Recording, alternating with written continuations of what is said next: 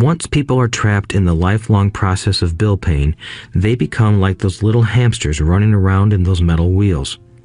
Their little furry legs are spinning furiously, the wheel is turning furiously, but come tomorrow morning, they'll still be in the same cage. Great job. In the movie Jerry Maguire, starring Tom Cruise, there are many great one-liners. Probably the most memorable is, "Show me the money." But there is one line I thought most truthful. It comes from the scene where Tom Cruise is leaving the firm.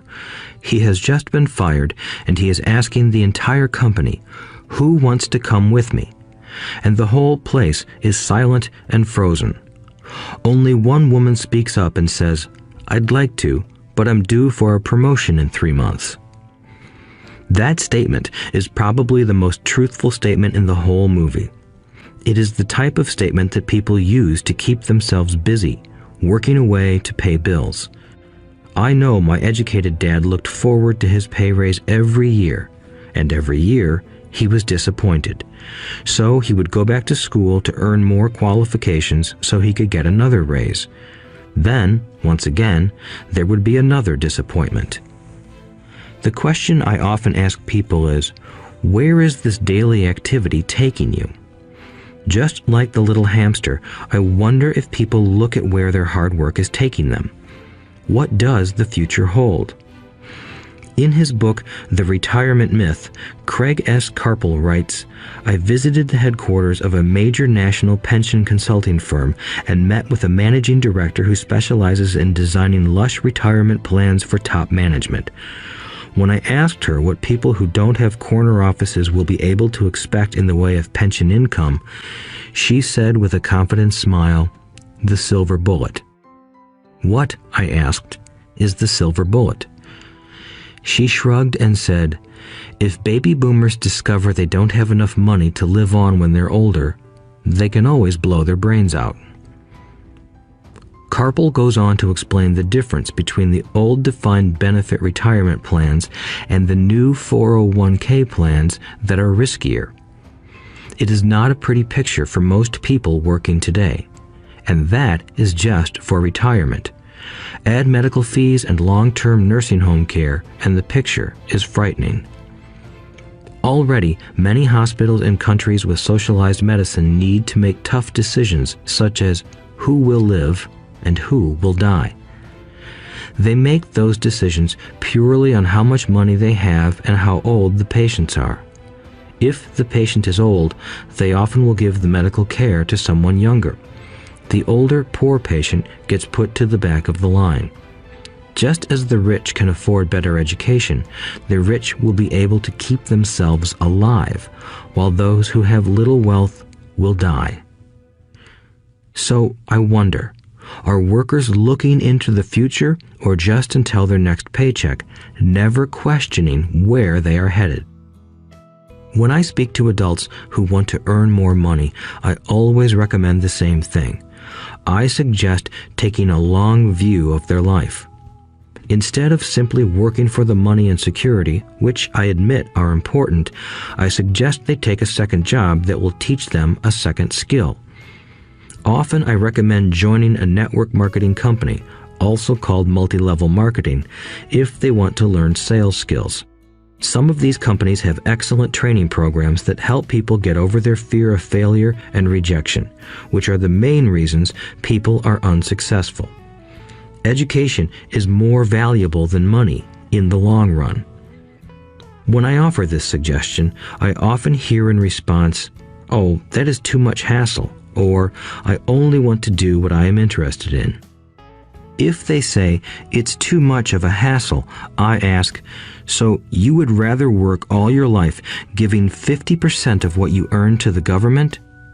If they tell me, "I only do what I am interested in," I say, "I'm not interested in going to the gym, but I go because I want to feel better and live longer." Unfortunately, there is some truth to the old statement, "You can't teach an old dog new tricks." Unless a person is used to changing, it's hard to change. But for those of you who might be on the fence when it comes to the idea of working to learn something new, I offer this word of encouragement. Life is much like going to the gym. The most painful part is deciding to go. Once you get past that, it's easy. There have been many days I have dreaded going to the gym, but once I am there and in motion, it is a pleasure. After the workout is over, I am always glad I talked myself into going. If you are unwilling to work to learn something new and instead insist on becoming highly specialized within your field, make sure the company you work for is unionized. Labor unions are designed to protect specialists. My educated dad, after falling from grace with the governor, became the head of the teachers' union in Hawaii. He told me that it was the hardest job he ever held.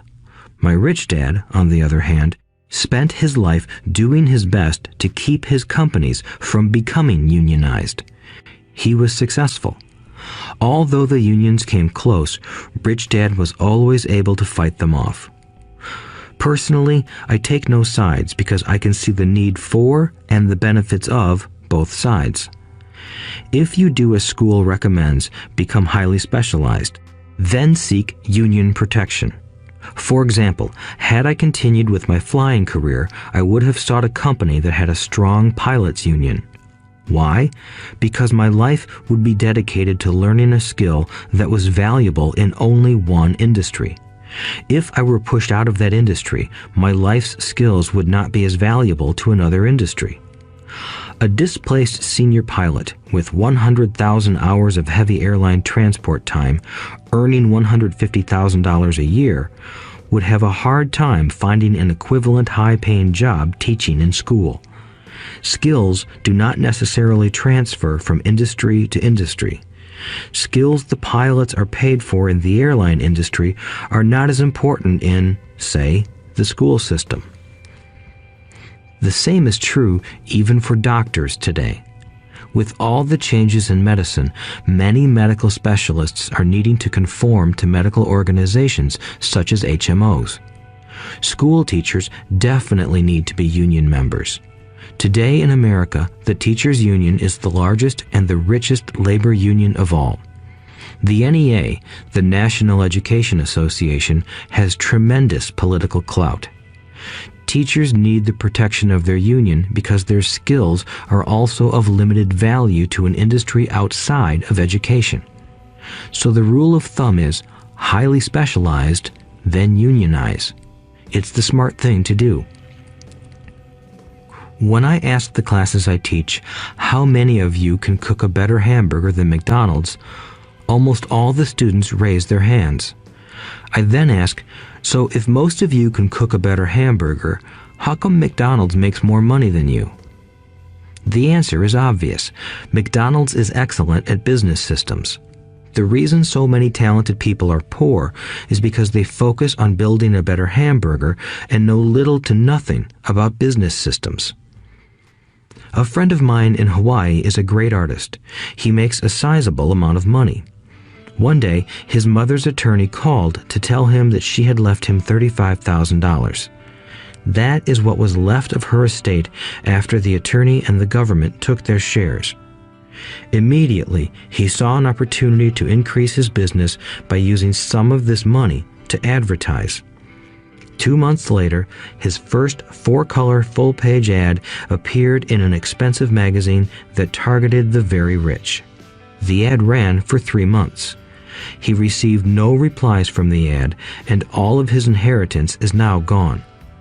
He now wants to sue the magazine for misrepresentation. This is a common case of someone who can build a beautiful hamburger but knows little about business. When I asked him what he learned, his only reply was, "Advertising salespeople are crooks." I then asked him if he would be willing to take a course in sales and a course in direct marketing. His reply, "I don't have the time, and I don't want to waste my money." The world is filled with talented poor people. All too often, they're poor or struggle financially or earn less than they are capable of, not because of what they know, but because of what they do not know. They focus on perfecting their skills at building a better hamburger rather than the skills of selling and delivering the hamburger. Maybe McDonald's does not make the best hamburger, but they are the best at selling and delivering a basic average burger. Poor Dad wanted me to specialize. That was his view on how to be paid more. Even after being told by the governor of Hawaii that he could no longer work in state government, my educated dad continued to encourage me to get specialized. Educated Dad then took up the cause of the teachers' union, campaigning for further protection and benefits for these highly skilled and educated professionals. We argued often, but I know he never agreed that over-specialization is what caused the need for union protection. He never understood that the more specialized you become, the more you are trapped and dependent on that specialty. Rich Dad advised that Mike and I groom ourselves. Many corporations do the same thing. They find a young, bright student just out of business school and begin grooming that person to someday take over the company. So these bright young employees do not specialize in one department. They are moved from department to department to learn all the aspects of business systems.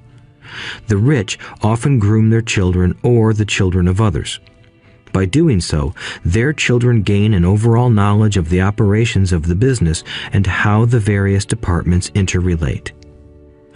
For the World War II generation, it was considered bad to skip from company to company. Today, it is considered smart. Since people will skip from company to company rather than seek greater specialization in skills, why not seek to learn more than to earn? In the short term, it may earn you less, but it will pay dividends in the long term. The main management skills needed for success are 1. Management of cash flow, 2. Management of systems, 3. Management of people.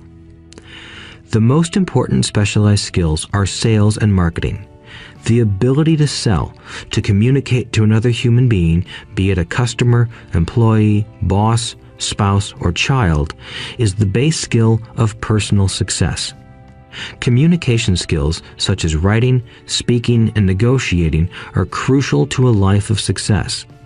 These are skills I work on constantly, attending courses or buying educational resources to expand my knowledge. As I have mentioned, my educated dad worked harder and harder the more competent he became. He also became more trapped the more specialized he got. Although his salary went up, his choices diminished. Soon after he was locked out of government work, he found out how vulnerable he really was professionally. It is like professional athletes who suddenly are injured or are too old to play. Their once high-paying position is gone, and they have limited skills to fall back on. I think that is why my educated dad sided so much with the unions after that. He realized how much a union would have benefited him. Rich Dad encouraged Mike and me to know a little about a lot. He encouraged us to work with people smarter than we were and to bring smart people together to work as a team. Today, it would be called a synergy of professional specialties. Today, I meet ex-school teachers earning hundreds of thousands of dollars a year. They earn that much because they have specialized skills in their field as well as other skills. They can teach as well as sell and market. I know of no other skills to be more important than selling and marketing. The skills of selling and marketing are difficult for most people, primarily due to their fear of rejection. The better you are at communicating, negotiating, and handling your fear of rejection, the easier life is. Just as I advised that newspaper writer who wanted to become a best-selling author, I advise anyone else today. Being technically specialized has its strengths as well as its weaknesses. I have friends who are geniuses, but they cannot communicate effectively with other human beings, and, as a result, their earnings are pitiful. I advise them to just spend a year learning to sell. Even if they earn nothing, their communication skills will improve, and that is priceless. In addition to being good learners, sellers, and marketers, we need to be good teachers as well as good students. To be truly rich, we need to be able to give as well as to receive. In cases of financial or professional struggle, there is often a lack of giving and receiving. I know many people who are poor because they are neither good students nor good teachers. Both of my dads were generous men. Both made it a practice to give first. Teaching was one of their ways of giving. The more they gave, the more they received. One glaring difference was in the giving of money. My rich dad gave lots of money away. He gave to his church, to charities, and to his foundation. He knew that to receive money, you had to give money. Giving money is the secret to most great wealthy families. That is why there are organizations like the Rockefeller Foundation and the Ford Foundation. These are organizations designed to take their wealth and increase it, as well as give it away in perpetuity. My educated dad always said, "When I have some extra money, I'll give it." The problem was that there was never any extra. So he worked harder to draw more money in rather than focus on the most important law of money. Give and you shall receive. Instead, he believed in receive and then you give. In conclusion, I became both dads. One part of me is a hardcore capitalist who loves the game of money making money. The other part is a socially responsible teacher who is deeply concerned with this ever-widening gap between the haves and have-nots. I personally hold the archaic educational system primarily responsible for this growing gap. Chapter 7. Overcoming Obstacles. The primary difference between a rich person and a poor person is how they manage fear. Once people have studied and become financially literate, they may still face roadblocks to becoming financially independent. There are 5 main reasons why financially literate people may still not develop abundant asset columns that could produce a large cash flow. The 5 reasons are: 1. Fear. 2. Cynicism. 3. Laziness. 4. Bad habits. 5. Arrogance. Overcoming fear. I have never met anyone who really likes losing money. And in all my years, I have never met a rich person who has never lost money. But I have met a lot of poor people who have never lost a dime. Investing, that is. The fear of losing money is real.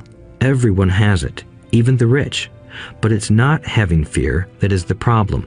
It's how you handle fear. It's how you handle losing. It's how you handle failure that makes the difference in one's life. The primary difference between a rich person and a poor person is how they manage that fear. It's okay to be fearful. It's okay to be a coward when it comes to money. You can still be rich. We're all heroes at something and cowards at something else. My friend's wife is an emergency room nurse. When she sees blood, she flies into action. When I mention investing, she runs away. When I see blood, I don't run. I pass out. My rich dad understood phobias about money. Some people are terrified of snakes. Some people are terrified about losing money. Both are phobias, he would say. So his solution to the phobia of losing money was this little rhyme. If you hate risk and worry, start early. If you start young, it's easier to be rich. I won't go into it here, but there is a staggering difference between a person who starts investing at age 20 versus age 30. The purchase of Manhattan Island is said to be one of the greatest bargains of all time.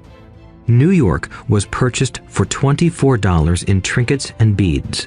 Yet if that $24 had been invested at 8% annually, that $24 would have been worth more than $28 trillion by 1995. Manhattan could be repurchased with money left over to buy much of Los Angeles. But what if you don't have much time left or would like to retire early? How do you handle the fear of losing money? My poor dad did nothing. He simply avoided the issue, refusing to discuss the subject. My rich dad, on the other hand, recommended that I think like a Texan. "I like Texas and Texans," he used to say. "In Texas, everything is bigger. When Texans win, they win big. And when they lose, it's spectacular." "They like losing?" I asked. "That's not what I'm saying. Nobody likes losing. Show me a happy loser, and I'll show you a loser," said Rich Dad. It's a Texan's attitude toward risk, reward, and failure I'm talking about. It's how they handle life. They live it big. Not like most of the people around here, living like roaches when it comes to money, terrified that someone will shine a light on them and whimpering when the grocery clerk shortchanges them a quarter. Rich Dad went on, "What I like best is the Texas attitude. They're proud when they win, and they brag when they lose. Texans have a saying, if you're going to go broke, go big. You don't want to admit you went broke over a duplex." He constantly told Mike and me that the greatest reason for lack of financial success was because most people played it too safe. "People are so afraid of losing that they lose," were his words. Fran Tarkenton, a one-time great NFL quarterback, says it still another way. Winning means being unafraid to lose. In my own life, I've noticed that winning usually follows losing. Before I finally learned to ride a bike, I first fell down many times. I've never met a golfer who has never lost a golf ball. I've never met people who have fallen in love who have never had their heart broken. And I've never met someone rich who has never lost money. So for most people, the reason they don't win financially is because the pain of losing money is far greater than the joy of being rich. Another saying in Texas is, "Everyone wants to go to heaven, but no one wants to die." Most people dream of being rich, but are terrified of losing money, so they never get to heaven. Rich Dad used to tell Mike and me stories about his trips to Texas. If you really want to learn the attitude of how to handle risk, losing, and failure, go to San Antonio and visit the Alamo. The Alamo is a great story of brave people who chose to fight, knowing there was no hope of success. They chose to die instead of surrendering. It's an inspiring story worthy of study. Nonetheless, it's still a tragic military defeat. They got their butts kicked. So, how do Texans handle failure? They still shout, "Remember the Alamo." Mike and I heard this story a lot. He always told us this story when he was about to go into a big deal and he was nervous. After he had done all his due diligence and it was time to put up or shut up, he told us this story. Every time he was afraid of making a mistake or losing money, he told us this story.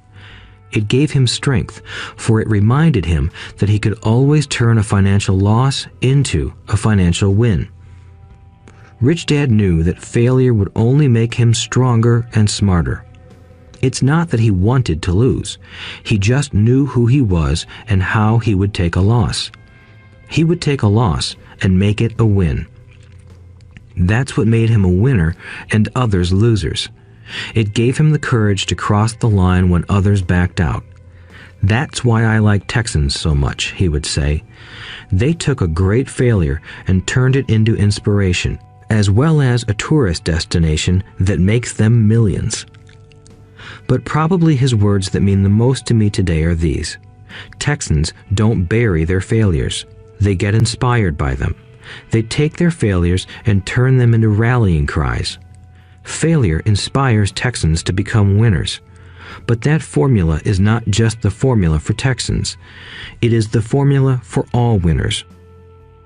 I've said that falling off my bike was part of learning to ride. I remember falling off only made me more determined to learn to ride, not less. I also said that I have never met a golfer who has never lost a ball. For top professional golfers, losing a ball or a tournament provides the inspiration to be better, to practice harder, to study more. That's what makes them better. For winners, losing inspires them. For losers, losing defeats them. I like to quote John D. Rockefeller, who said, "I always tried to turn every disaster into an opportunity." And being Japanese American, I can say this. Many people say that Pearl Harbor was an American mistake. I say it was a Japanese mistake. From the movie Tora, Tora, Tora, a somber Japanese admiral says to his cheering subordinates, "I am afraid we have awakened a sleeping giant." Remember Pearl Harbor became a rallying cry. It turned one of America's greatest losses into the reason to win. This great defeat gave America strength, and America soon emerged as a world power. Failure inspires winners, and failure defeats losers. It is the biggest secret of winners. It's the secret that losers do not know. The greatest secret of winners is that failure inspires winning. Thus, they're not afraid of losing. Repeating Fran Tarkenton's quote, "Winning means being unafraid to lose." People like Fran Tarkenton are not afraid of losing because they know who they are. They hate losing, so they know that losing will only inspire them to become better. There is a big difference between hating losing and being afraid to lose. Most people are so afraid of losing money that they lose. They go broke over a duplex. Financially, they play life too safe and too small. They buy big houses and big cars, but not big investments. The main reason that over 90% of the American public struggles financially is because they play not to lose. They don't play to win. They go to their financial planners or accountants or stockbrokers and buy a balanced portfolio. Most have lots of cash in CDs, low-yield bonds, mutual funds that can be traded within a mutual fund family, and a few individual stocks. It is a safe and sensible portfolio, but it is not a winning portfolio. It is a portfolio of someone playing not to lose. Don't get me wrong, it's probably a better portfolio than more than 70% of the population has, and that's frightening. It's a great portfolio for someone who loves safety. But playing it safe and balanced on your investment portfolio is not the way successful investors play the game. If you have little money and you want to be rich, you must first be focused, not balanced. If you look at any successful person, at the start, they were not balanced. Balanced people go nowhere. They stay in one spot. To make progress, you must first go unbalanced. Just look at how you make progress walking. Thomas Edison was not balanced. He was focused. Bill Gates was not balanced. He was focused. Donald Trump is focused. George Soros is focused. George Patton did not take his tanks wide. He focused them and blew through the weak spots in the German line. The French went wide with the Maginot Line, and you know what happened to them. If you have any desire to be rich, you must focus. Do not do what poor and middle-class people do, put their few eggs in many baskets. Put a lot of your eggs in a few baskets and focus. Follow one course until successful. If you hate losing, play it safe. If losing makes you weak, play it safe. Go with balanced investments. If you're over 25 years old and are terrified of taking risks, don't change. Play it safe, but start early. Start accumulating your nest egg early because it will take time. But if you have dreams of freedom, of getting out of the rat race, the first question to ask yourself is, how do I respond to failure? If failure inspires you to win, maybe you should go for it, but only maybe. If failure makes you weak or causes you to throw temper tantrums, like spoiled brats who call attorneys to file lawsuits every time something doesn't go their way, then play it safe. Keep your daytime job, or buy bonds or mutual funds. But remember, there is risk in those financial instruments also, even though they may appear safe. I say all this, mentioning Texas and Fran Tarkenton, because stacking the asset column is easy. It's really a low-aptitude game. It doesn't take much education. 5th grade math will do. But building your asset column is a game in which attitude plays a major role. It takes guts, patience, and a great attitude toward failure. Losers avoid failing. and failure turns losers into winners. Just remember the Alamo. Overcoming cynicism. The sky is falling. The sky is falling. Most of us know the story of Chicken Little, who ran around warning the barnyard of impending doom. We all know people who are that way. There's a Chicken Little inside each of us. As I stated earlier, the cynic is really a little chicken. We all get a little chicken when fear and doubt cloud our thoughts. All of us have doubts. I'm not smart. I'm not good enough. So-and-so is better than me. Our doubts often paralyze us. We play the what-if game. What if the economy crashes right after I invest? What if I lose control and I can't pay the money back? What if things don't go as I planned? Or we have friends or loved ones who will remind us of our shortcomings. They often say, "What makes you think you can do that? If it's such a good idea, how come someone else hasn't done it? That will never work. You don't know what you're talking about." These words of doubt often get so loud that we fail to act. A horrible feeling builds in our stomach. Sometimes we can't sleep. We fail to move forward. So we stay with what is safe, and opportunities pass us by. We watch life passing by as we sit immobilized with a cold knot in our body. We have all felt this at one time in our lives, some more than others. Peter Lynch of Fidelity Magellan Mutual Fund fame refers to warnings about the sky falling as noise, and we all hear it. Noise is either created inside our heads or comes from outside, often from friends, family, co-workers, and the media. Lynch recalls the time during the 1950s when the threat of nuclear war was so prevalent in the news that people began building fallout shelters and storing food and water. If they had invested that money wisely in the market, instead of building a fallout shelter, they'd probably be financially independent today. When violence breaks out in a city, gun sales go up all over the country. A person dies from rare hamburger meat in the state of Washington, and the Arizona Health Department orders restaurants to have all beef cooked well done. A drug company runs a TV commercial in February showing people catching the flu. Colds go up as well as sales of cold medicine. Most people are poor because when it comes to investing, the world is filled with Chicken Littles running around yelling, "The sky is falling, the sky is falling." And Chicken Littles are effective because every one of us is a little chicken. It often takes great courage to not let rumors and talk of doom and gloom affect your doubts and fears.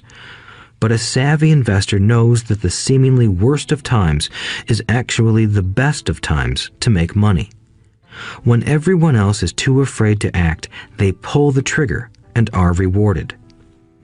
Some time ago, a friend named Richard came from Boston to visit Kim and me in Phoenix. He was impressed with what we had done through stocks and real estate. The Phoenix real estate prices were depressed. We spent 2 days showing him what we thought were excellent opportunities for cash flow and capital appreciation. Kim and I are not real estate agents. We are strictly investors. After identifying a unit in a resort community, we called an agent who sold it to him that afternoon. The price was a mere $42,000 for a 2-bedroom townhome. Similar units were going for $65,000. He had found a bargain. Excited, he bought it and returned to Boston.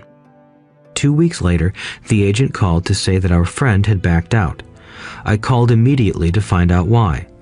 All he said was that he talked to his neighbor, and his neighbor told him it was a bad deal.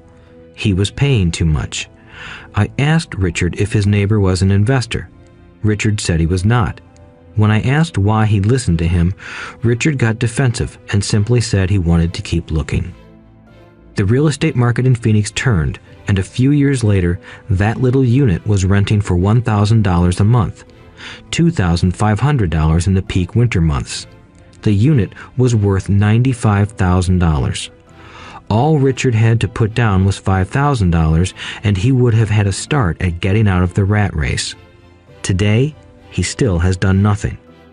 Richard's backing out did not surprise me. It's called buyer's remorse, and it affects all of us. The little chicken won, and a chance at freedom was lost. In another example, I hold a small portion of my assets in tax lien certificates instead of CDs. I earn 16% per year on my money, which certainly beats the interest rates banks offer on CDs. The certificates are secured by real estate and enforced by state law, which is also better than most banks. The formula they're bought on makes them safe. They just lack liquidity. So I look at them as 2 to 7 year CDs. Almost every time I tell someone that I hold my money this way, especially if they have money in CDs, they will tell me it's risky. They tell me why I should not do it. When I ask them where they get their information, they say from a friend or an investment magazine. They've never done it, and they're telling someone who's doing it why they shouldn't. The lowest yield I look for is 16%, but people who are filled with doubt are willing to accept a far lower return. Doubt is expensive.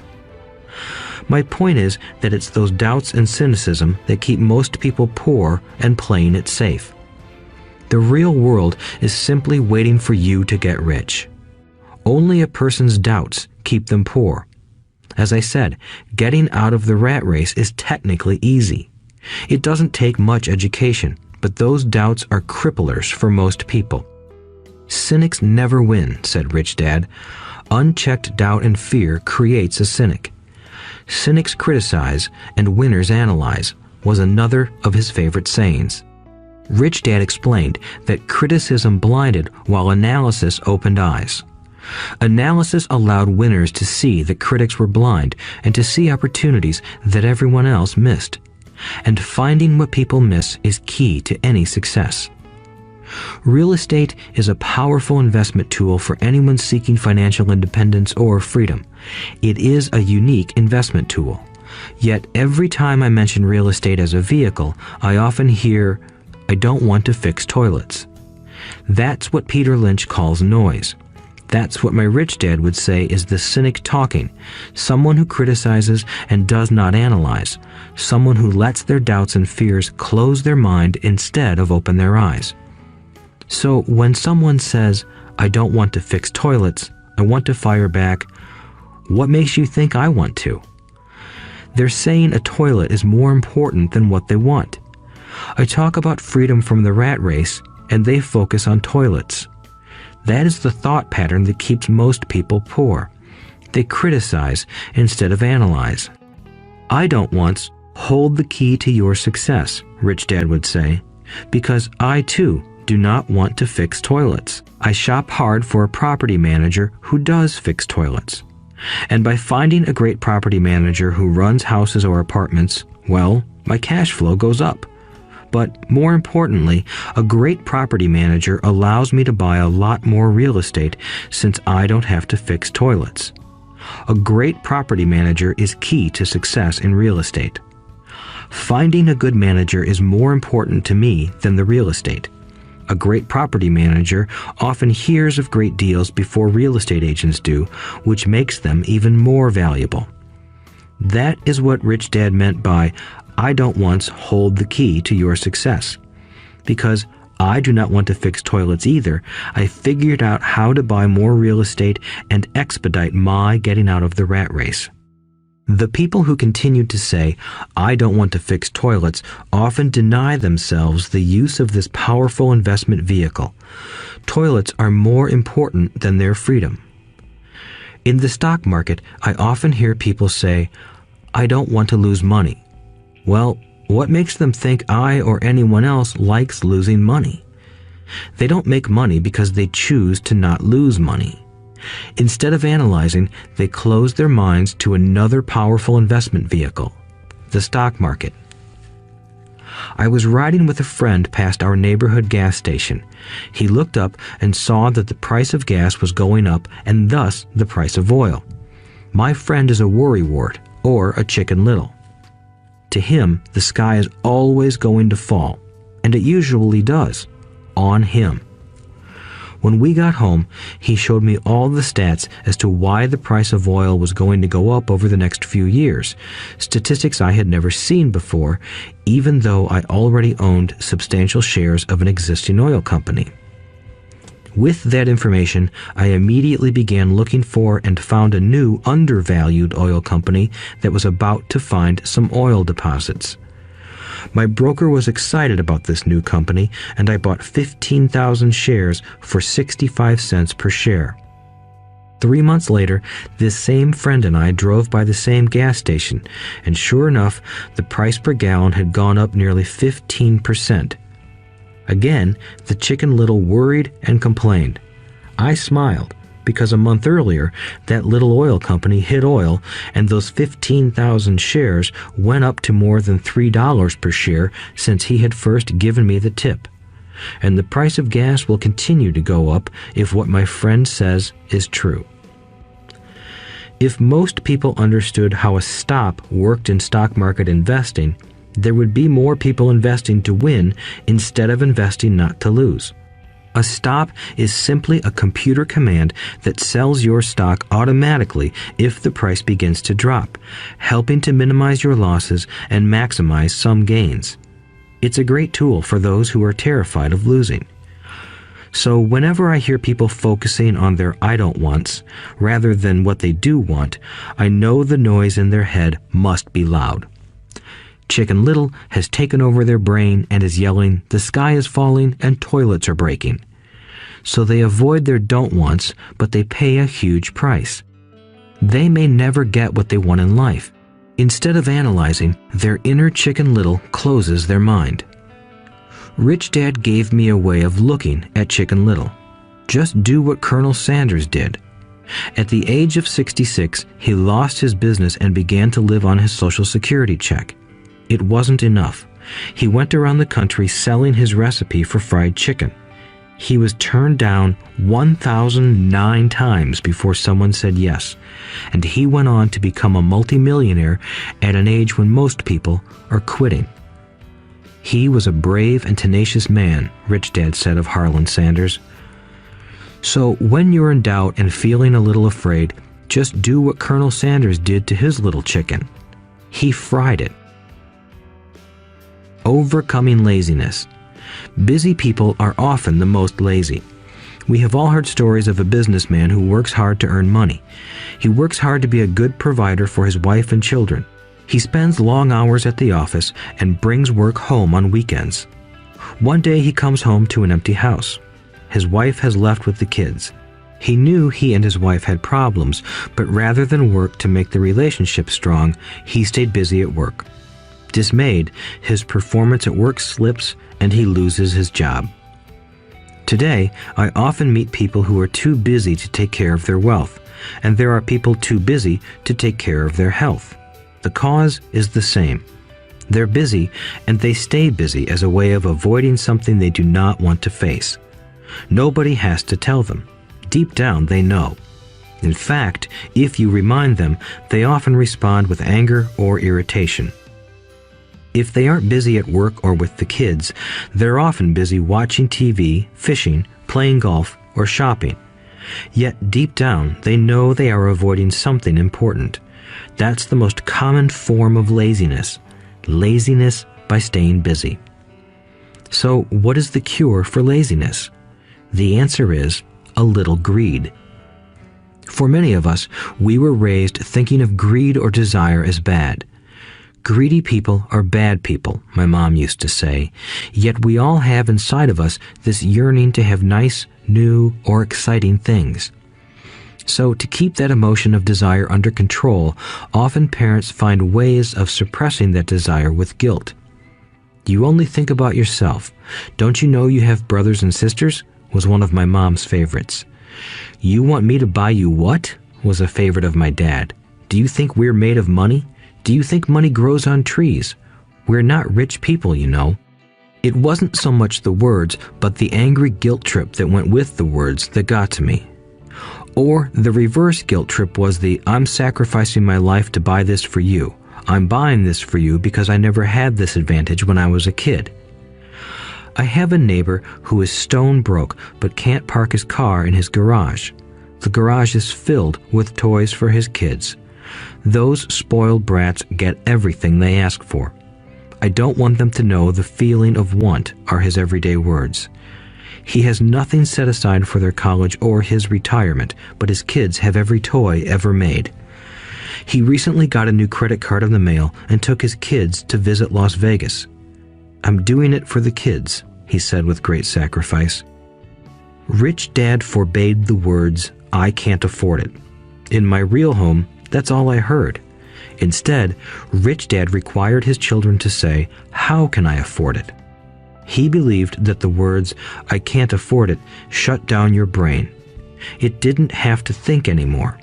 How can I afford it opened up the brain and forced it to think and search for answers.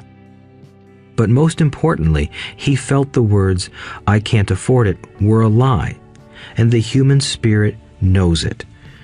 The human spirit is very, very powerful, he would say. It knows it can do anything. By having a lazy mind that says, I can't afford it, a war breaks out inside you. Your spirit is angry, and your lazy mind must defend its lie. The spirit is screaming, come on, let's go to the gym and work out. And the lazy mind says, but I'm tired, I worked really hard today. Or the human spirit says, I'm sick and tired of being poor, let's get out there and get rich. To which the lazy mind says, rich people are greedy. Besides, it's too much bother. It's not safe. I might lose money. I'm working hard enough as it is. I've got too much to do at work anyway. Look at what I have to do tonight. My boss wants it finished by morning. I can't afford it also causes sadness, a helplessness that leads to despondency and often depression. How can I afford it opens up possibilities, excitement, and dreams.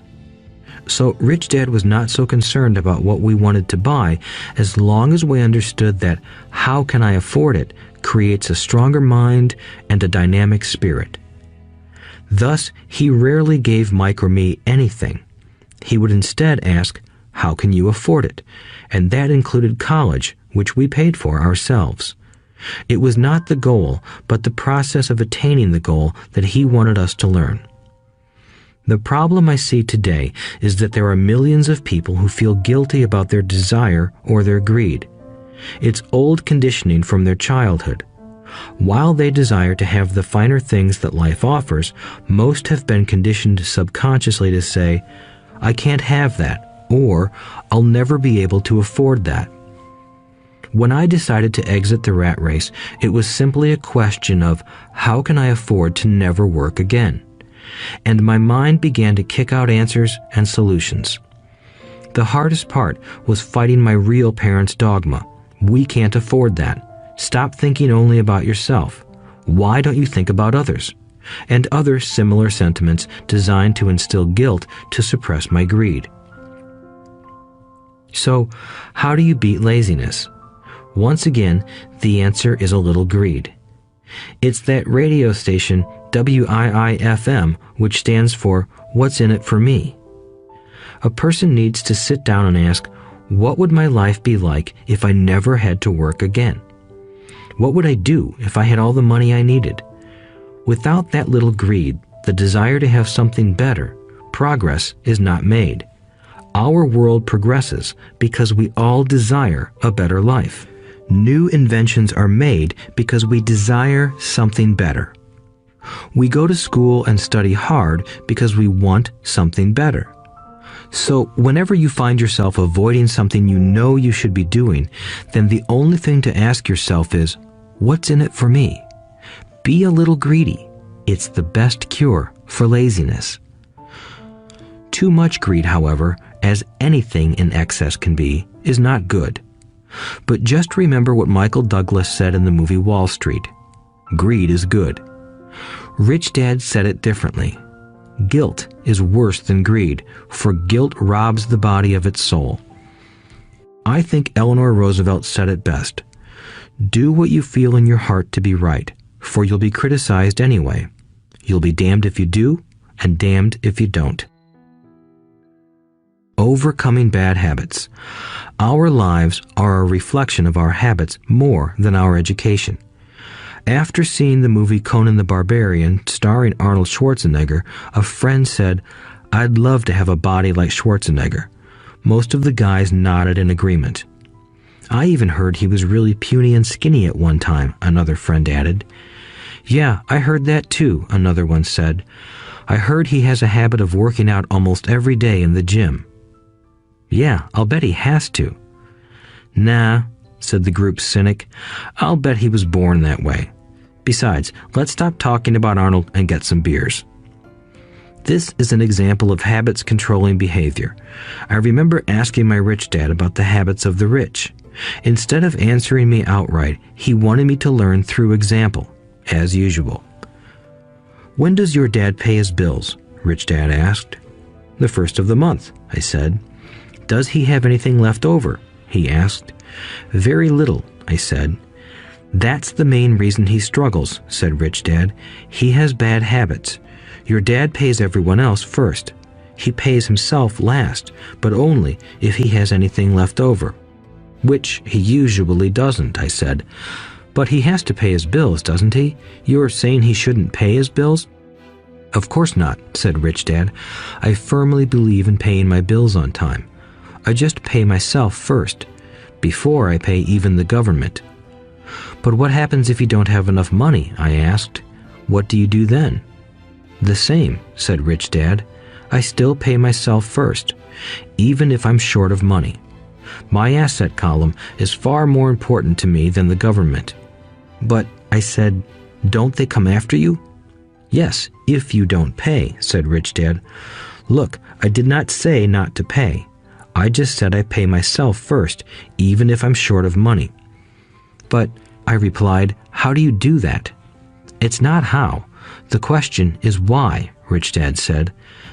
"Okay, why?" "Motivation," said Rich Dad. "Who do you think will complain louder if I don't pay them? Me or my creditors?" "Your creditors will definitely scream louder than you," I said, responding to the obvious. "You wouldn't say anything if you didn't pay yourself." So you see, after paying myself, the pressure to pay my taxes and the other creditors is so great that it forces me to seek other forms of income. The pressure to pay becomes my motivation. I've worked extra jobs, started other companies, traded in the stock market, anything just to make sure those guys don't start yelling at me. That pressure made me work harder, forced me to think, and all in all, made me smarter and more active when it comes to money. If I had paid myself last, I would have felt no pressure, but I'd be broke. So it is the fear of the government or other people you owe money to that motivates you? That's right, said Rich Dad. You see, government bill collectors are big bullies. So are bill collectors in general. Most people give in to those bullies. They pay them and never pay themselves. You know the story of the 98-pound weakling who gets sand kicked in his face? I nodded. I see that ad for weightlifting and bodybuilding lessons in the comic books all the time. Well, most people let the bullies kick sand in their faces. I decided to use the fear of the bully to make me stronger. Others got weaker. Forcing myself to think about how to make extra money is like going to the gym and working out with weights. The more I work my mental money muscles out, the stronger I get. Now, I'm not afraid of those bullies. I liked what Rich Dad was saying, so if I pay myself first, I get financially stronger mentally and physically. Rich Dad nodded. And if I pay myself last, or not at all, I get weaker. So, people like bosses, managers, tax collectors, bill collectors, and landlords push me around all my life just because I don't have good money habits. Rich Dad nodded, just like the 98-pound weakling. Overcoming arrogance. What I know makes me money. What I don't know loses me money. Every time I have been arrogant, I have lost money. Because when I'm arrogant, I truly believe that what I don't know is not important, Rich Dad would often tell me. I have found that many people use arrogance to try to hide their own ignorance. It often happens when I am discussing financial statements with accountants or even other investors. They try to bluster their way through the discussion. It is clear to me that they don't know what they're talking about. They're not lying, but they are not telling the truth. There are many people in the world of money, finances, and investments who have absolutely no idea what they're talking about. Most people in the money industry are just spouting off sales pitches like used car salesmen. When you know you are ignorant in a subject, start educating yourself by finding an expert in the field or a book on the subject. Chapter 8. Getting Started. There is gold everywhere. Most people are not trained to see it.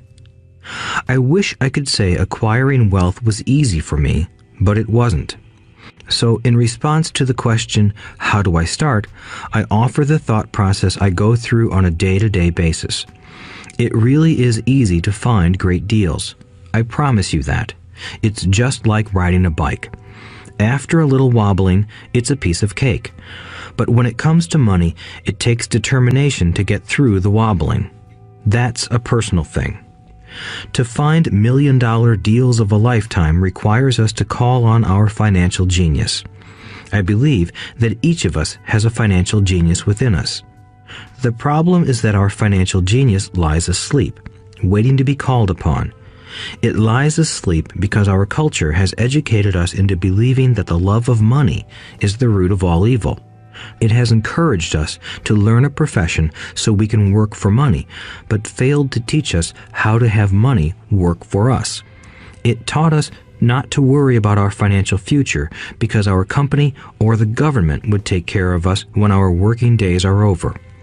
However, it is our children, educated in the same school system, who will end up paying for this absence of financial education. The message is still to work hard, earn money, and spend it. And when we run short, we can always borrow more.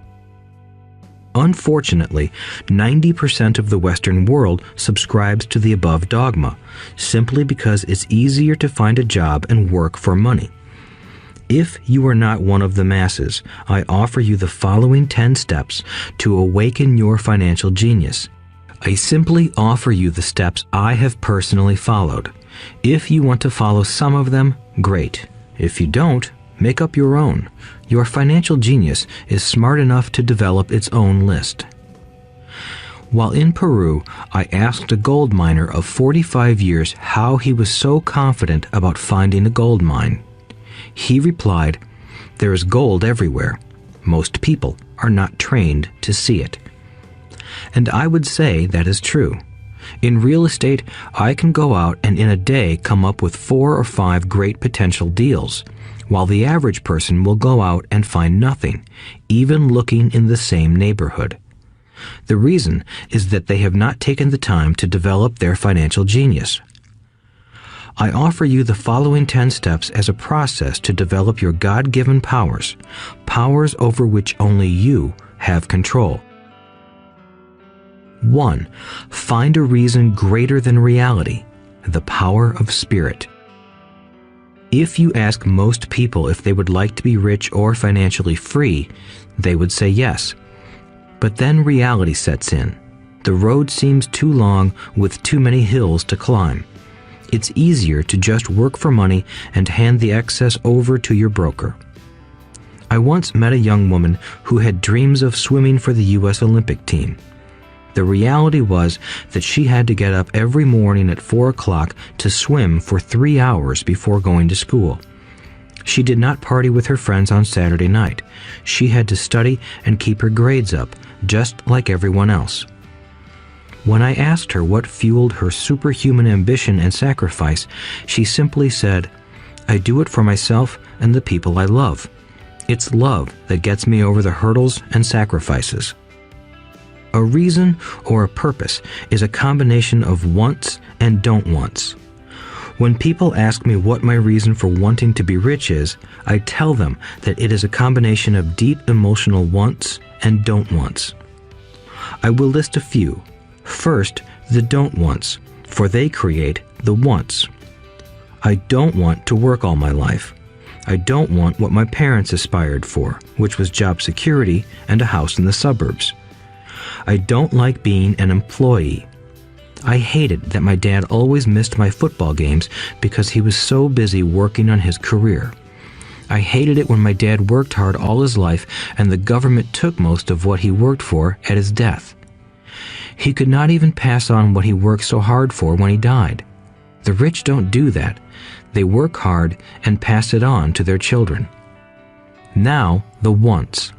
I want to be free to travel the world and live in the lifestyle I love. I want to be young when I do this. I want to simply be free. I want control over my time and my life. I want money to work for me. Those are my deep-seated emotional reasons. What are yours? If they are not strong enough, then the reality of the road ahead may be greater than your reasons. I have lost money and been set back many times, but it was the deep emotional reasons that kept me standing up and going forward. I wanted to be free by age 40, but it took me until I was 47, with many learning experiences along the way. As I said, I wish I could say it was easy. It wasn't, but it wasn't that hard either. I've learned that without a strong reason or purpose, anything in life is hard. If you do not have a strong reason, there is no sense listening further. It will sound like too much work. 2. Make daily choices. The power of choice. Choice is the main reason people want to live in a free country. We want the power to choose. Financially, with every dollar we get in our hands, we hold the power to choose our future, to be rich, poor, or middle class. Our spending habits reflect who we are. Poor people simply have poor spending habits. The benefit I had as a boy was that I loved playing Monopoly constantly.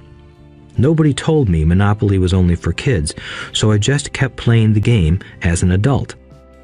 I also had a rich dad who pointed out to me the difference between an asset and a liability. So a long time ago, as a little boy, I chose to be rich, and I knew that all I had to do was learn to acquire assets. Real assets. My best friend, Mike, had an asset column handed to him, but he still had to choose to learn to keep it. Many rich families lose their assets in the next generation simply because there was no one trained to be a good steward over their assets. Most people choose not to be rich. For 90% of the population, being rich is too much of a hassle. So they invent sayings that go, "I'm not interested in money. I'll never be rich. I don't have to worry. I'm still young. When I make some money, then I'll think about my future. My husband or wife handles the finances." The problem with those statements is that they rob the person who chooses to think such thoughts of two things. One is time, which is your most precious asset. The second is learning. Having no money should not be an excuse to not learn, but that is a choice we all make daily. The choice of what we do with our time, our money, and what we put in our heads. That is the power of choice. All of us have choice. I just choose to be rich, and I make that choice every day. Invest first in education. In reality, the only real asset you have is your mind, the most powerful tool we have dominion over. Each of us has the choice of what we put in our brain once we're old enough. You can watch TV, read golf magazines, or go to ceramics class or a class on financial planning.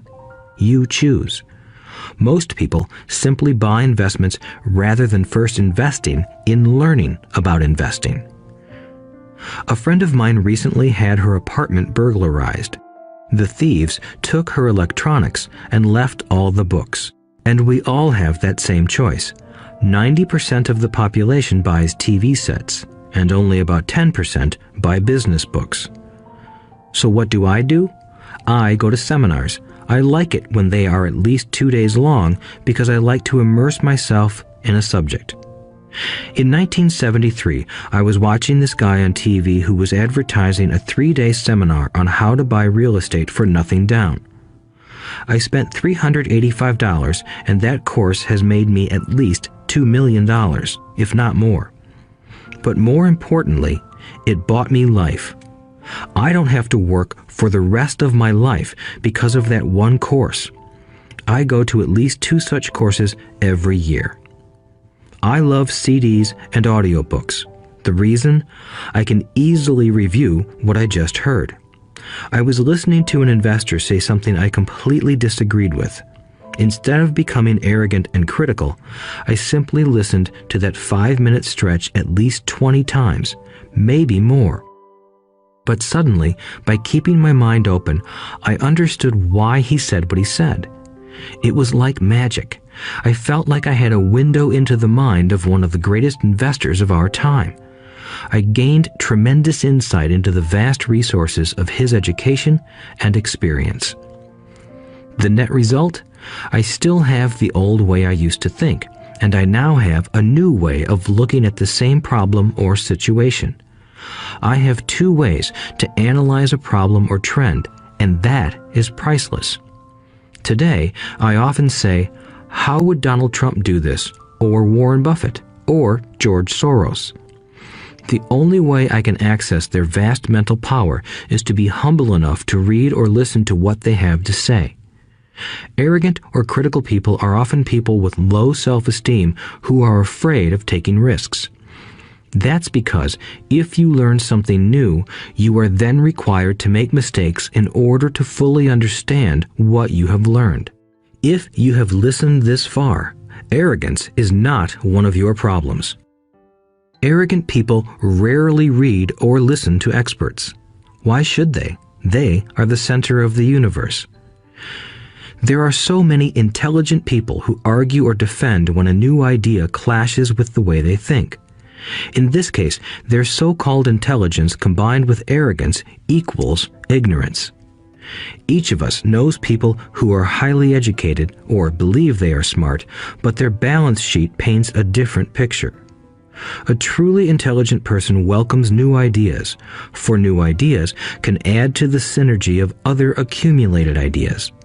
Listening is more important than talking. If that were not true, God would not have given us 2 ears and only 1 mouth. Too many people think with their mouth instead of listening in order to absorb new ideas and possibilities. They argue instead of asking questions. I take a long view on my wealth. I do not subscribe to the get-rich-quick mentality most lottery players or casino gamblers have. I may go in and out of stocks, but I am long on education. If you want to fly an airplane, I advise taking lessons first. I am always shocked at people who buy stocks or real estate but never invest in their greatest asset, their mind. Just because you bought a house or 2 does not make you an expert at real estate. 3. Choose friends carefully. The power of association. First of all, I do not choose my friends by their financial statements. I have friends who have actually taken a vow of poverty, as well as friends who earn millions every year. The point is that I learn from all of them. Now, I will admit that there are people I have actually sought out because they had money. But I was not after their money. I was seeking their knowledge. In some cases, these people who had money have become dear friends. I've noticed that my friends with money talk about money. They don't do it to brag, they're interested in the subject. So I learn from them, and they learn from me. My friends who are in dire financial straits do not like talking about money, business, or investing. They often think it rude or unintellectual. So I also learn from my friends who struggle financially. I find out what not to do. I have several friends who have generated over $1 billion in their short lifetimes. The 3 of them report the same phenomenon. Their friends who have no money have never come to them to ask them how they did it, but they do come asking for one of 2 things, or both, a loan or a job. Warning: don't listen to poor or frightened people. I have such friends, and while I love them dearly, they are the Chicken Littles of life. To them, when it comes to money, especially investments, it's always The sky is falling, the sky is falling. They can always tell you why something won't work. The problem is that people listen to them. But people who blindly accept doom and gloom information are also chicken littles. As that old saying goes, birds of a feather flock together.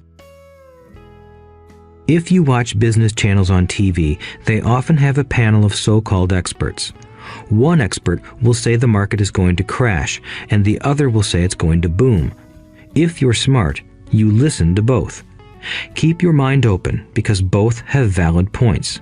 Unfortunately, most poor people listen to Chicken Little. I have had many close friends try to talk me out of a deal or an investment. Not long ago, a friend told me he was excited because he found a 6% certificate of deposit. I told him I earned 16% from the state government. The next day, he sent me an article about why my investment was dangerous. I have received 16% for years now, and he still receives 6%. I would say that one of the hardest things about wealth building is to be true to yourself and to be willing to not go along with the crowd. This is because, in the market, it is usually the crowd that shows up late that is slaughtered. If a great deal is on the front page, it's too late in most instances. Look for a new deal. As we used to say as surfers, there is always another wave. People who hurry and catch a wave late usually are the ones who wipe out. Smart investors don't time the markets. If they miss a wave, they search for the next one and get themselves in position. This is hard for most investors because buying what is not popular is frightening. Timid investors are like sheep going along with the crowd. Or their greed gets them in when wise investors have already taken their profits and moved on. Wise investors buy an investment when it's not popular. They know their profits are made when they buy, not when they sell. They wait patiently. As I said, they do not time the market. Just like a surfer, they get in position for the next big swell.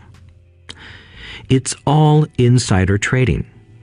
There are forms of insider trading that are illegal, and there are forms of insider trading that are legal. But either way, it's insider trading. The only distinction is, how far away from the inside are you? The reason you want to have rich friends is because that is where the money is made. It's made on information. You want to hear about the next boom, get in and get out before the next bust. I'm not saying do it illegally, but the sooner you know, the better your chances are for profits with minimal risk. That is what friends are for, and that is financial intelligence. 4. Master a formula and then learn a new one. The power of learning quickly. In order to make bread, every baker follows a recipe, even if it's only held in their head. The same is true for making money. Most of us have heard the saying, "You are what you eat." I have a different slant. I say, you become what you study. In other words, be careful what you learn, because your mind is so powerful that you become what you put in your head. For example, if you study cooking, you then tend to cook. If you don't want to be a cook anymore, then you need to study something else. When it comes to money, the masses generally have one basic formula they learned in school, and it's this: work for money. The predominant formula I see in the world is that every day millions of people get up, go to work, earn money, pay bills, balance checkbooks, buy some mutual funds, and go back to work. That is the basic formula, or recipe. If you're tired of what you're doing, or you're not making enough, it's simply a case of changing the formula via which you make money. Years ago, when I was 26, I took a weekend class called How to Buy Real Estate Foreclosures. I learned a formula. The next trick was to have the discipline to actually put into action what I had learned. That is where most people stop.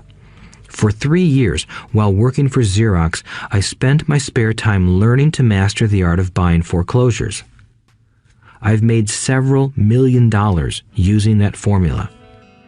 So after I mastered that formula, I went in search of other formulas.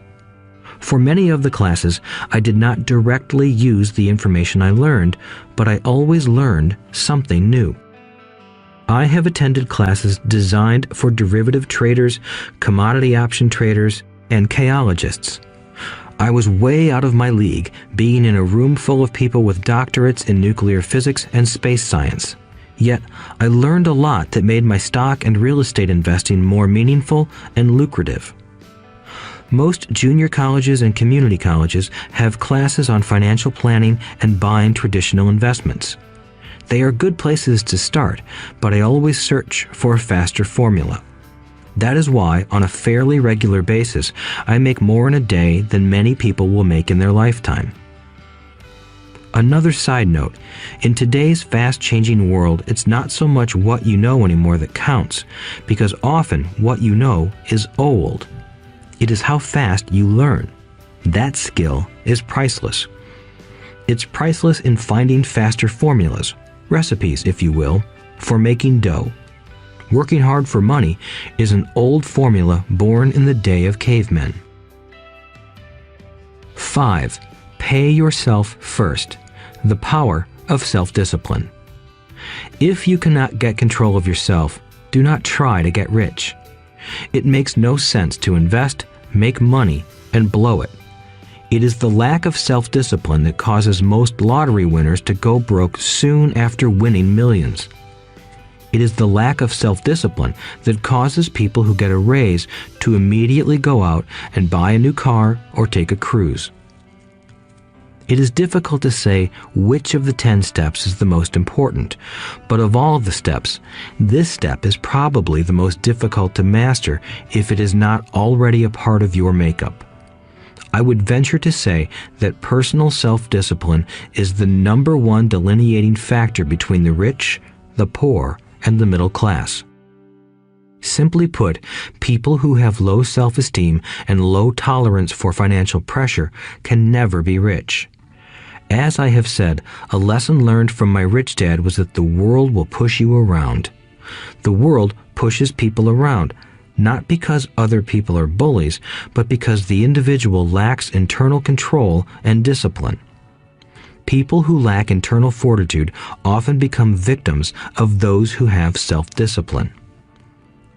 In the entrepreneur classes I teach, I constantly remind people to not focus on their product, service, or widget, but to focus on developing management skills. The 3 most important management skills necessary to start your own business are management of 1. Cash flow, 2. People, 3. Personal time. I would say the skills to manage these 3 apply to anything, not just entrepreneurs. The 3 matter in the way you live your life as an individual or as part of a family, a business, a charitable organization, a city, or a nation. Each of these skills is enhanced by the mastery of self-discipline. I do not take the saying, "pay yourself first," lightly. The statement, "pay yourself first," comes from George Clason's book, The Richest Man in Babylon. Millions of copies have been sold. But while millions of people freely repeat that powerful statement, few follow the advice. As I said, financial literacy allows one to read numbers, and numbers tell the story. By looking at a person's income statement and balance sheet, I can readily see if people who spout the words, "pay yourself first," actually practice what they preach. In reality, each month, many allocate money to their asset column before they pay their monthly expenses. Although millions of people have read Clason's book and understand the words, "pay yourself first," in reality, they pay themselves last. Now, I can hear the howls from those of you who sincerely believe in paying your bills first, and I can hear all the responsible people who pay their bills on time. I am not saying be irresponsible and not pay your bills. All I am saying is do what the book says, which is pay yourself first. If you can truly begin to understand the power of cash flow, you will soon realize why 90% of people work hard all their lives and need government support like Social Security when they are no longer able to work. Kim and I have had many bookkeepers, accountants, and bankers who have had a major problem with this way of looking at pay yourself first. The reason is that these financial professionals actually do what the masses do. They pay themselves last. There have been times in my life when, for whatever reason, cash flow was far less than my bills. I still paid myself first. My accountant and bookkeeper screamed in panic. They're going to come after you. The IRS is going to put you in jail. You're going to ruin your credit rating. They'll cut off the electricity. I still paid myself first. Why, you ask? Because that's what the story, The Richest Man in Babylon, was all about. The power of self-discipline and the power of internal fortitude. As my rich dad taught me the first month I worked for him, most people allow the world to push them around. A bill collector calls and you pay or else. A sales clerk says, "Oh, just put it on your charge card." Your real estate agent tells you, "Go ahead. The government allows you a tax deduction on your home." That is what the book is really about. Having the guts to go against the tide and get rich. You may not be weak, but when it comes to money, many people get wimpy. I am not saying be irresponsible. The reason I don't have high credit card debt and doodad debt is because I pay myself first. The reason I minimize my income is because I don't want to pay it to the government. That is why my income comes from my asset column through a Nevada corporation. If I work for money, the government takes it. Although I pay my bills last, I am financially astute enough to not get into a tough financial situation. I don't like consumer debt. I actually have liabilities that are higher than 99% of the population, but I don't pay for them. Other people pay for my liabilities. They're called tenants. So rule number 1 in paying yourself first is don't get into debt in the first place. Although I pay my bills last, I set it up to have only small, unimportant bills that are due. When I occasionally come up short, I still pay myself first. I let the creditors and even the government scream. I like it when they get tough. Why? Because those guys do me a favor. They inspire me to go out and create more money. So I pay myself first, invest the money, and let the creditors yell. I generally pay them right away anyway. Kim and I have excellent credit. We just don't cave into pressure and spend our savings or liquidate stocks to pay for consumer debt. That is not too financially intelligent. To successfully pay yourself first, keep the following in mind. 1. Don't get into large debt positions that you have to pay for. Keep your expenses low. Build up assets first. Then buy the big house or nice car. Being stuck in the rat race is not intelligent. 2. When you come up short, let the pressure build and don't dip into your savings or investments. Use the pressure to inspire your financial genius to come up with new ways of making more money and then pay your bills. You will have increased your ability to make more money as well as your financial intelligence. So many times I have gotten into financial hot water and used my brain to create more income while staunchly defending the assets in my asset column. My bookkeeper has screamed and dived for cover, but I was like a good soldier defending the fort. Fort assets. Poor people have poor habits. A common bad habit is innocently called dipping into savings. The rich know that savings are only used to create more money, not to pay bills. I know that sounds tough, but as I said, if you're not tough inside, the world will always push you around anyway. If you do not like financial pressure, then find a formula that works for you. A good one is to cut expenses, put your money in the bank, pay more than your fair share of income tax, buy safe mutual funds, and take the vow of the average. but this violates the pay yourself first rule. This rule does not encourage self-sacrifice or financial abstinence. It doesn't mean pay yourself first and starve. Life was meant to be enjoyed. If you call on your financial genius, you can have all the goodies of life, get rich, and pay bills. And that is financial intelligence. 6. Pay your brokers well. The power of good advice. Sometimes I see people posting a sign in front of their house that says, "For sale by owner." Or I see people on TV claiming to be discount brokers.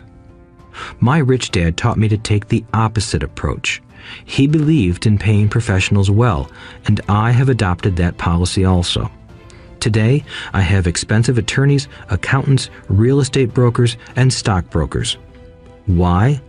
Because if, and I do mean if, the people are professionals, their services should make you money. And the more money they make, the more money I make. We live in the information age. Information is priceless. A good broker should provide you with information as well as take the time to educate you. I have several brokers who do that for me. Some taught me when I had little or no money, and I am still with them today.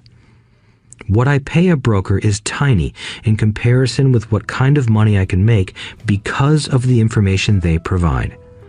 I love it when my real estate broker or stockbroker makes a lot of money because that usually means I made a lot of money.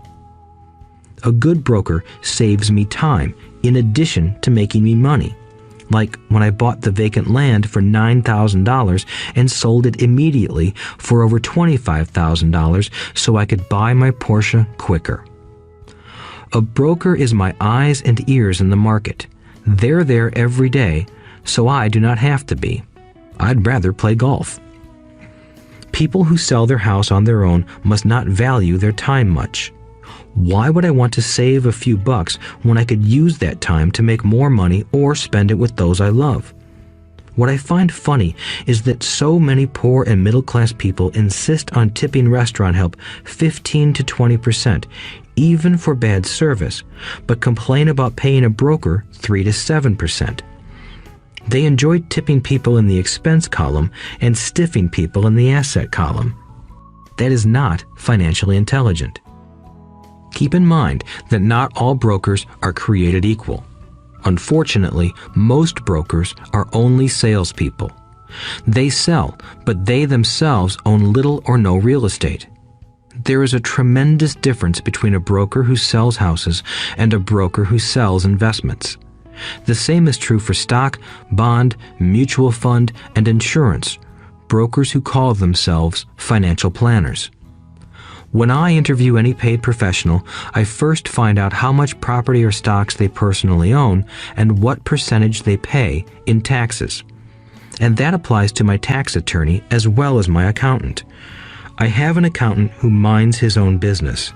His profession is accounting, but his business is real estate. I used to have an accountant who was a small business accountant, but he had no real estate. I switched because we did not love the same business. Find a broker who has your best interests at heart. Many brokers will spend the time educating you, and they could be the best asset you find. Just be fair, and most of them will be fair to you. If all you can think about is cutting their commissions, then why should they want to help you? It's just simple logic. As I said earlier, one of the management skills is the management of people. Many people only manage people they feel smarter than and they have power over. Many middle managers remain middle managers, failing to get promoted because they know how to work with people below them, but not with people above them. The real skill is to manage and reward the people who are smarter than you in some technical area. That is why companies have a board of directors. You should have one too. That is financial intelligence. 7. Be an Indian giver. The power of getting something for nothing. When the first European settlers came to America, they were taken aback by a cultural practice some American Indians had. For example, if a settler was cold, the Indian would give the person a blanket. Mistaking it for a gift, the settler was often offended when the Indian asked for it back. The Indians also got upset when they realized that settlers did not want to give it back. That is where the term Indian giver came from, a simple cultural misunderstanding. In the world of the asset column, being an Indian giver is vital to wealth. The sophisticated investor's first question is, how fast do I get my money back? They also want to know what they get for free, also called a piece of the action. That is why the ROI, or return on investment, is so important. For example, I found a small condominium that was in foreclosure a few blocks from where I lived. The bank wanted $60,000 and I submitted a bid for $50,000, which they took simply because, along with my bid, was a cashier's check for $50,000. They realized I was serious. Most investors would say, "Aren't you tying up a lot of cash? Would it not be better to get a loan on it?" The answer is, not in this case. My investment company uses this condominium as a vacation rental in the winter months when the snowbirds come to Arizona. It rents for $2,500 a month for 4 months out of the year. For rental during the off-season, it rents for only $1,000 a month. I had my money back in about 3 years. Now I own this asset, which pumps money out for me, month in and month out. The same is done with stocks. Frequently, my broker calls and recommends I move a sizable amount of money into the stock of a company that he feels is just about to make a move that will add value to the stock, like announcing a new product. I will move my money in for a week to a month while the stock moves up.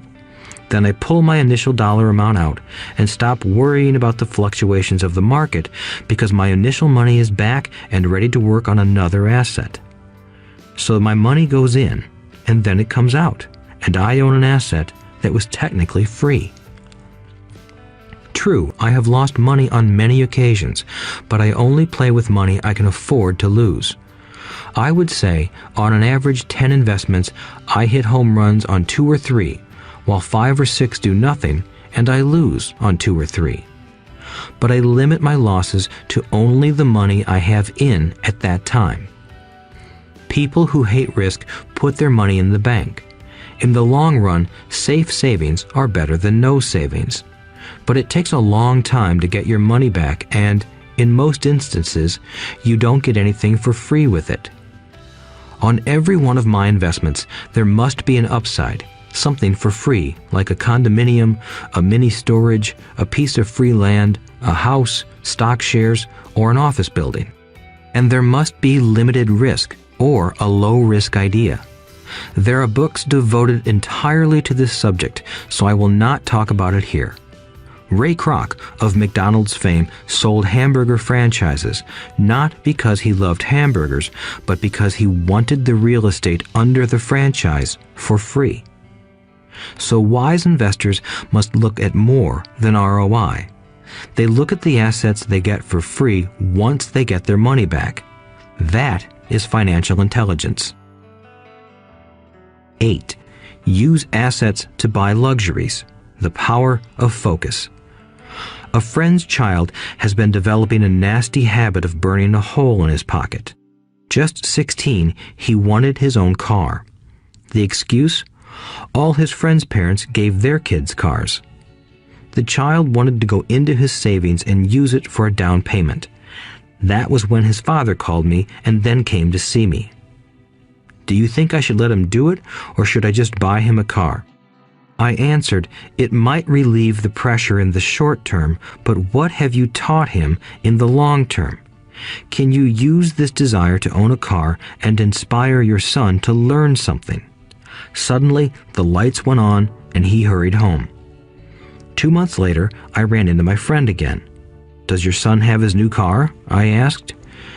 "No, he doesn't, but I gave him $3,000 for the car. I told him to use my money instead of his college money." "Well, that's generous of you," I said. "Not really. The money came with a hitch." "So what was the hitch?" I asked. "Well, first we played your cash flow game. We then had a long discussion about the wise use of money. After that, I gave him a subscription to the Wall Street Journal and a few books on the stock market." "Then what?" I asked. "What was the catch?" I told him that $3,000 was his, but he could not directly buy a car with it. He could use it to find a stockbroker and buy and sell stocks. Once he had made $6,000 with the $3,000, the money would be his for the car, and the $3,000 would go into his college fund.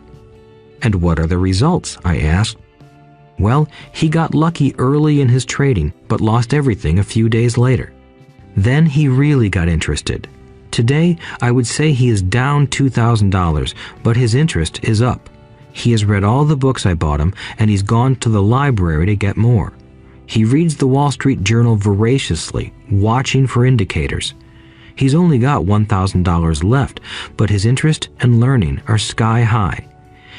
He knows that if he loses that money, he walks for 2 more years. But he does not seem to care. He even seems uninterested in getting a car because he's found a game that is more fun." "What happens if he loses all the money?" I asked. "We'll cross that bridge when we get to it. I'd rather have him lose everything now than wait till he's our age to risk losing everything. And besides, that is the best $3,000 I've ever spent on his education. What he is learning will serve him for life, and he seems to have gained a new respect for the power of money."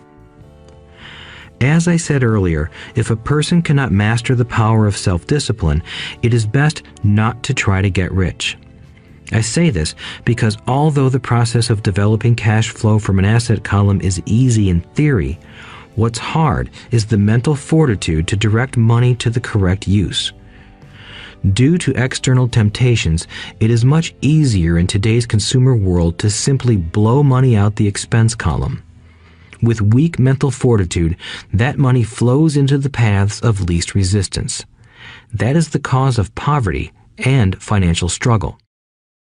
The following example illustrates the financial intelligence needed to direct money to make more money.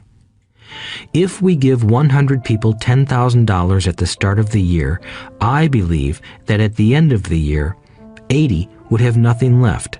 In fact, many would have created greater debt by making a down payment on a new car, refrigerator, electronics, or a holiday. 16 would have increased that $10,000 by 5 to 10%. 4 would have increased it to $20,000 or into the millions. We go to school to learn a profession so we can work for money. It is my opinion that it's just as important to learn how to have money work for you. I love my luxuries as much as anyone else. The difference is I don't buy them on credit. It's the keep up with the Joneses trap. When I wanted to buy a Porsche, the easy road would have been to call my banker and get a loan. Instead of choosing to focus in the liability column, I chose to focus in the asset column. As a habit, I use my desire to consume to inspire and motivate my financial genius to invest. Too often today, we focus on borrowing money to get the things we want instead of focusing on creating money. One is easier in the short term, but harder in the long term. It's a bad habit that we as individuals and as a nation have gotten into. Remember, the easy road often becomes hard, and the hard road often becomes easy. The earlier you can train yourself and those you love to be masters of money, the better. Money is a powerful force. Unfortunately, people use the power of money against themselves. If your financial intelligence is low, money will run all over you. It will be smarter than you. If money is smarter than you, you will work for it all your life. To be the master of money, you need to be smarter than it. Then money will do as it is told. It will obey you. Instead of being a slave to it, you will be the master of it. That is financial intelligence. 9. Choose heroes. The power of myth. When I was a kid, I greatly admired Willie Mays, Hank Aaron, and Yogi Berra. They were my heroes, and I wanted to be just like them. I treasured their baseball cards. I knew their stats, the RBIs, the ERAs, their batting averages, how much they got paid, and how they came up from the minor leagues. As a 9-year-old kid, when I stepped up to bat or played first base or catcher, I wasn't me. I pretended I was a famous baseball player. It's one of the most powerful ways we learn, and we often lose that as adults. We lose our heroes. Today, I watch young kids playing basketball near my home. On the court, they're not little Johnny. They're pretending to be their favorite basketball hero. Copying or emulating heroes is true power learning. I have new heroes as I grow older. I have golf heroes, and I copy their swings and do my best to read everything I can about them. I also have heroes such as Donald Trump, Warren Buffett, Peter Lynch, George Soros, and Jim Rogers. I know their stats just like I knew the ERAs and RBIs of my childhood baseball heroes. I follow what Warren Buffett invests in, and I read anything I can about his point of view on the market and how he chooses stocks.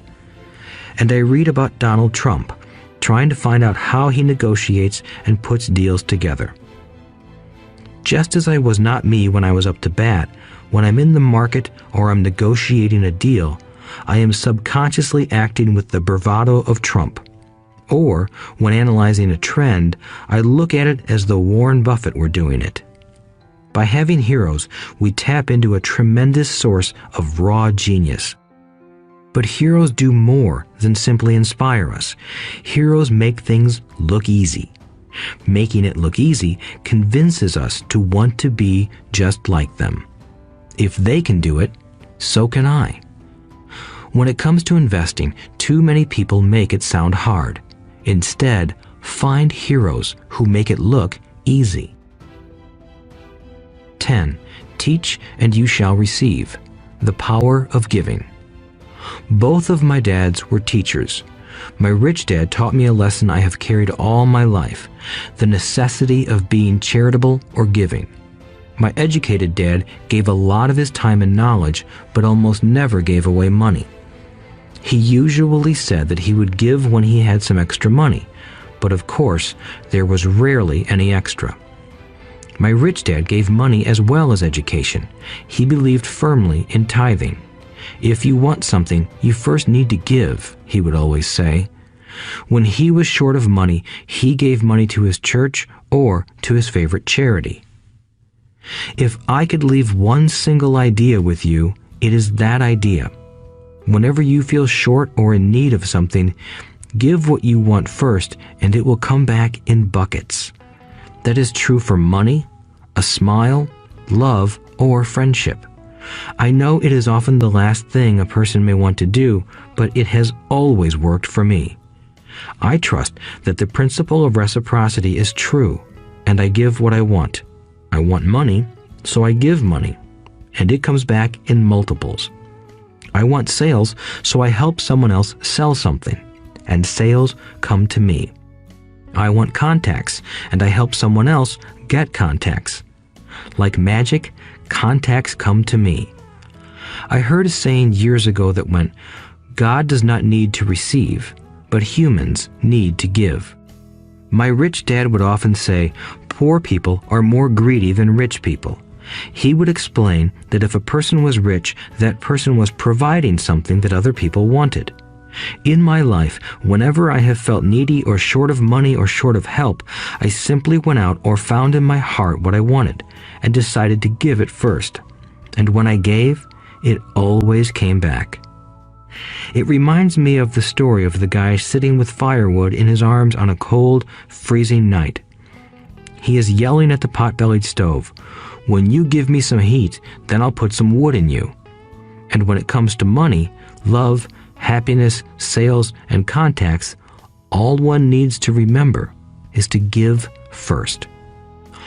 Often, just the process of thinking of what I want and how I could give that to someone else breaks free a torrent of bounty.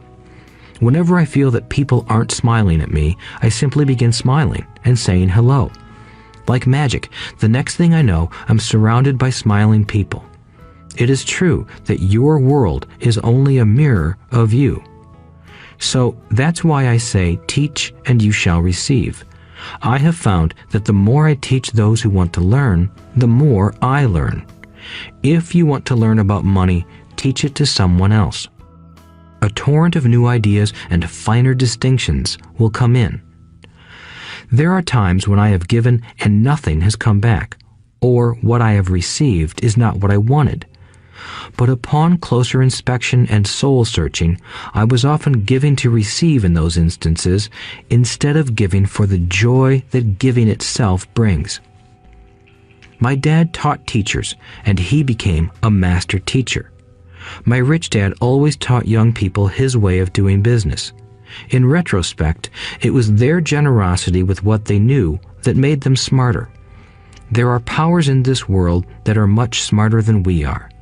You can get there on your own, but it's easier with the help of the powers that be. You only need to be generous with what you have. Chapter 9. Still want more? Here are some to-dos. Many people may not be satisfied with my 10 steps. They see them more as philosophies than actions. I think understanding the philosophy is just as important as the action. There are many people who want to do instead of think, and then there are people who think but do not do. I would say that I am both. I love new ideas, and I love action. So for those who want a to-do list on how to get started, I will share with you some of the things I do in abbreviated form. Stop doing what you're doing. In other words, take a break and assess what is working and what is not working. The definition of insanity is doing the same thing over and over and expecting a different result. Stop doing what is not working and look for something new. Look for new ideas. For new investing ideas, I go to bookstores and search for books on different and unique subjects. I call them formulas. I buy how-to books on formulas I know nothing about. For example, in the bookstore I found the book The 16% Solution by Joel Moskowitz. I bought the book and read it, and the next Thursday I did exactly as the book said. Most people do not take action, or they let someone talk them out of whatever new formula they are studying. My neighbor told me why 16% would not work. I did not listen to him because he's never done it. Find someone who has done what you want to do. Take them to lunch and ask them for tips and tricks of the trade. As for 16% tax lien certificates, I went to the county tax office and found the government employee who worked in that office.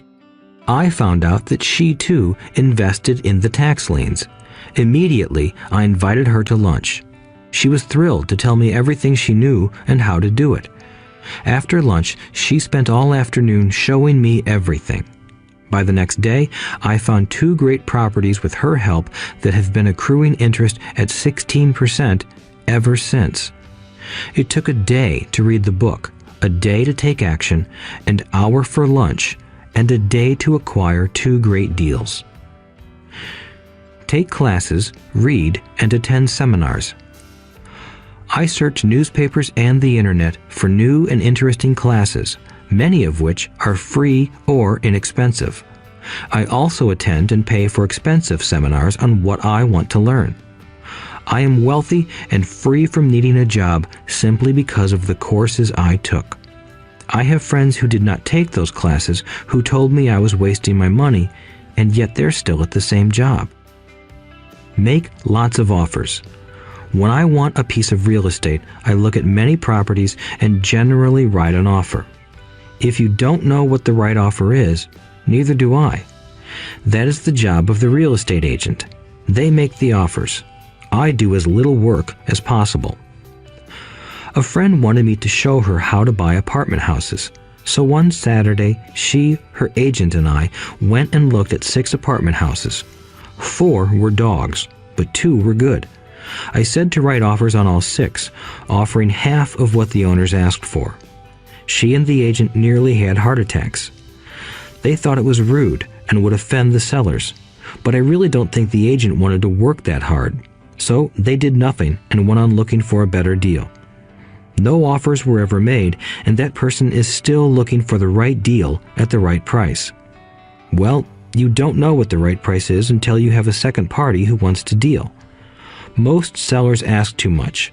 It is rare that a seller asks a price that is less than something is worth. Moral of the story: make offers. People who are not investors have no idea what it feels like to try to sell something. I have had a piece of real estate that I wanted to sell for months. I would have welcomed any offer. They could have offered me 10 pigs and I would have been happy.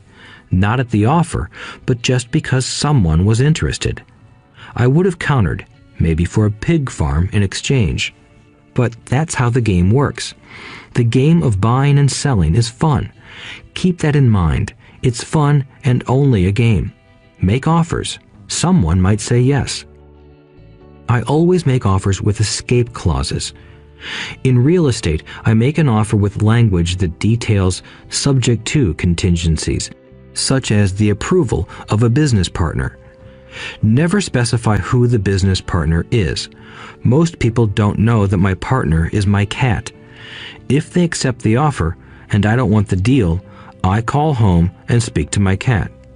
I make this ridiculous statement to illustrate how absurdly easy and simple the game is. So many people make things too difficult and take it too seriously. Finding a good deal, the right business, the right people, the right investors, or whatever is just like dating.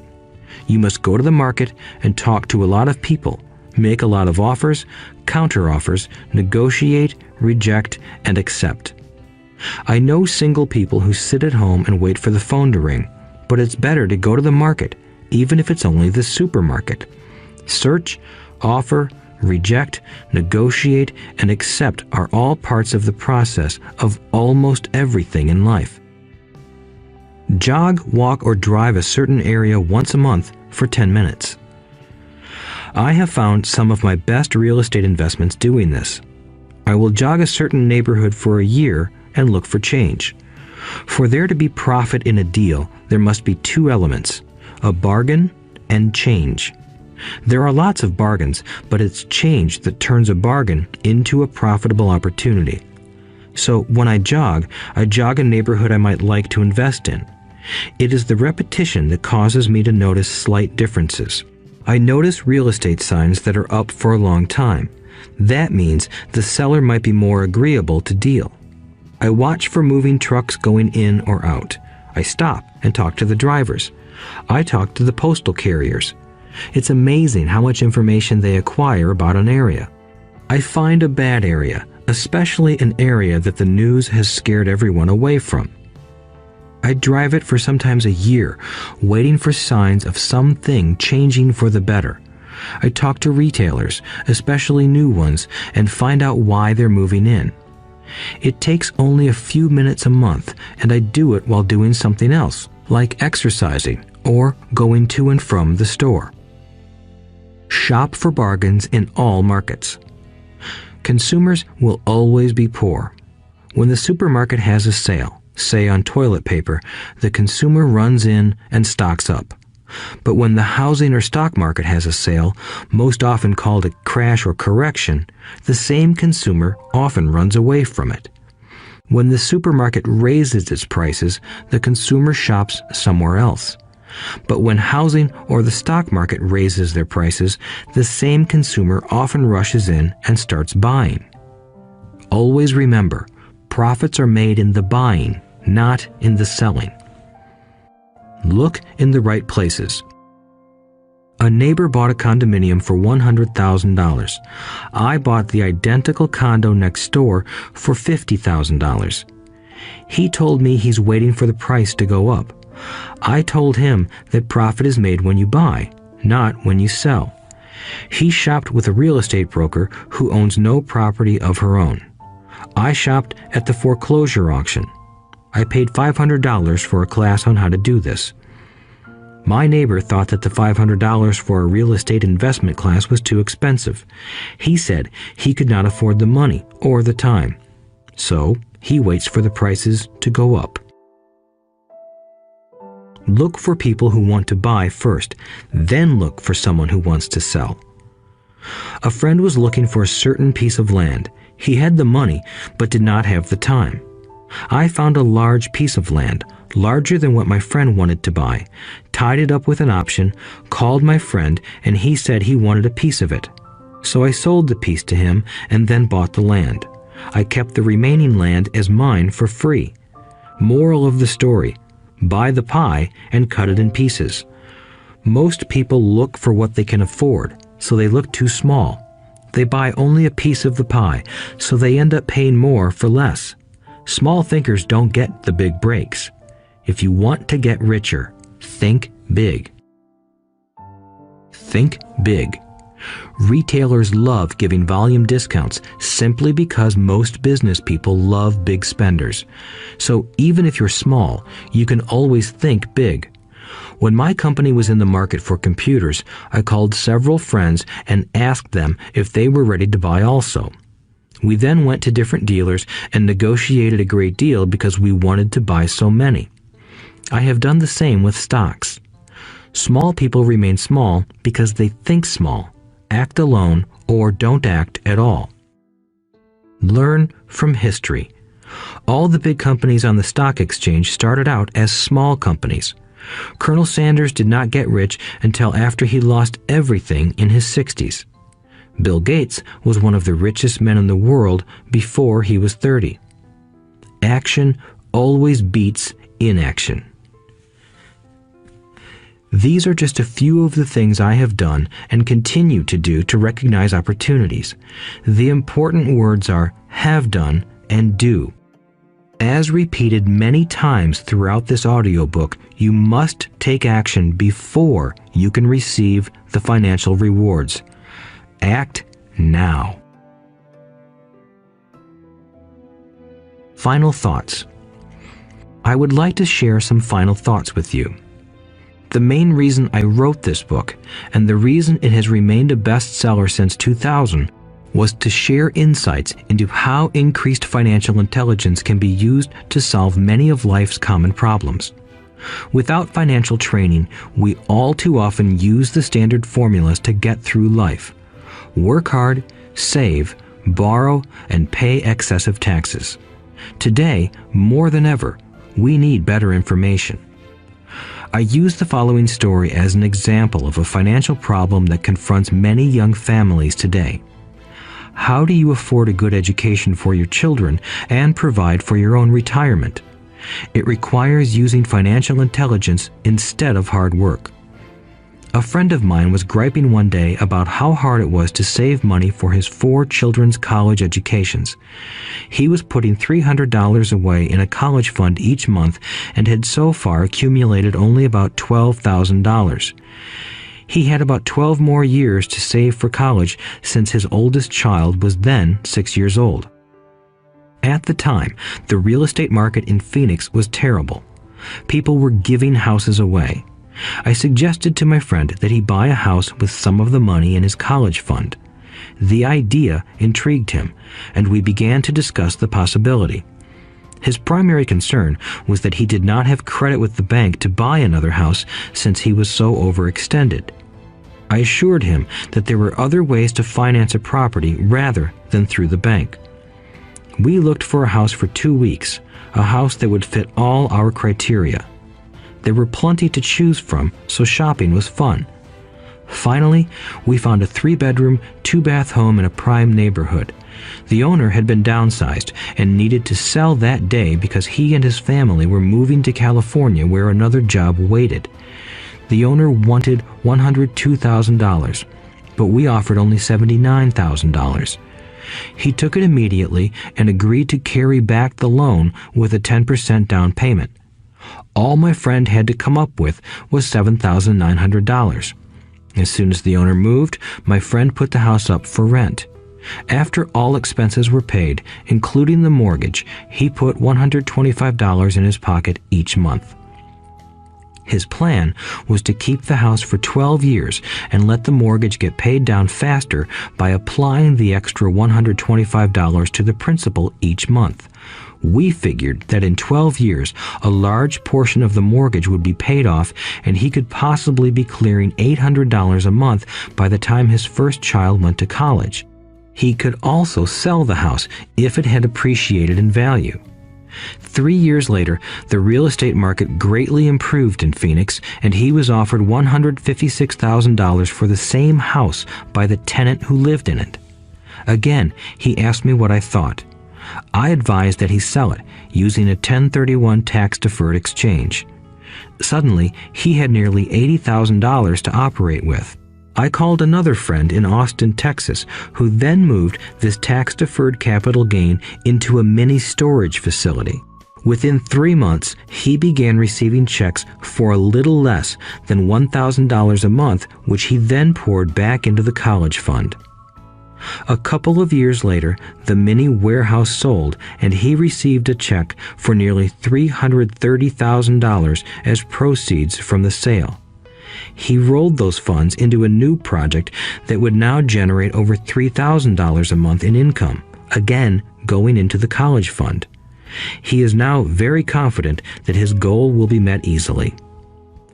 It only took $7,900 to start and a little financial intelligence. His children will be able to afford the education they want, and he will then use the underlying asset, wrapped in his legal entity, to pay for his retirement. As a result of this successful investment strategy, he will be able to retire early. Thank you for listening to this audiobook. I hope it has provided some insights into utilizing the power of money to work for you. Today, we need greater financial intelligence to simply survive. The idea that it takes money to make money is the thinking of financially unsophisticated people. It does not mean that they're not intelligent. They have simply not learned the science of money making money. Money is only an idea. If you want more money, simply change your thinking. Every self-made person started small with an idea and then turned it into something big. The same applies to investing. It takes only a few dollars to start and grow it into something big. I meet so many people who spend their lives chasing the big deal or trying to amass a lot of money to get into a big deal. But to me, that is foolish.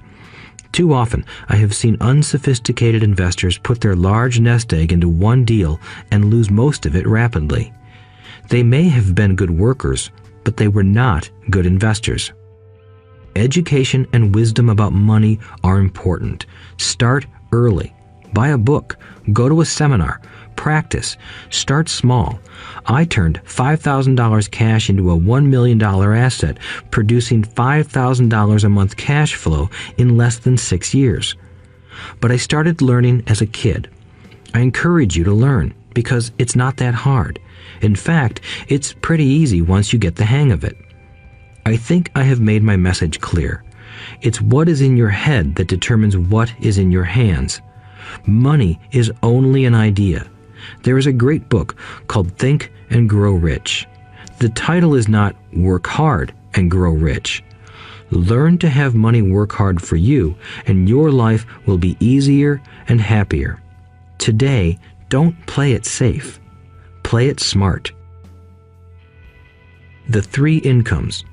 In the world of accounting, there are 3 different types of income. 1, ordinary earned. 2, portfolio. 3, passive. When my poor dad said to me, "Go to school, get good grades, and find a safe, secure job," he was recommending I work for earned income. When my rich dad said, "The rich don't work for money, they have their money work for them," he was talking about passive income and portfolio income. Passive income, in most cases, is income derived from real estate investments. Portfolio income is income derived from paper assets such as stocks and bonds. Portfolio income is the income that makes Bill Gates the richest man in the world, not earned income. Rich Dad used to say, the key to becoming wealthy is the ability to convert earned income into passive income or portfolio income as quickly as possible. He would say, taxes are highest on earned income. The least taxed income is passive income. That is another reason why you want your money working hard for you.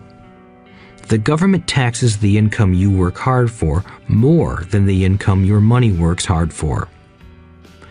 In my second book, Rich Dad's Cash Flow Quadrant, I explain the 4 different types of people who make up the world of business. They are E, employee, S, self-employed, B, business owner, and I, investor. Most people go to school to learn to be an E or an S.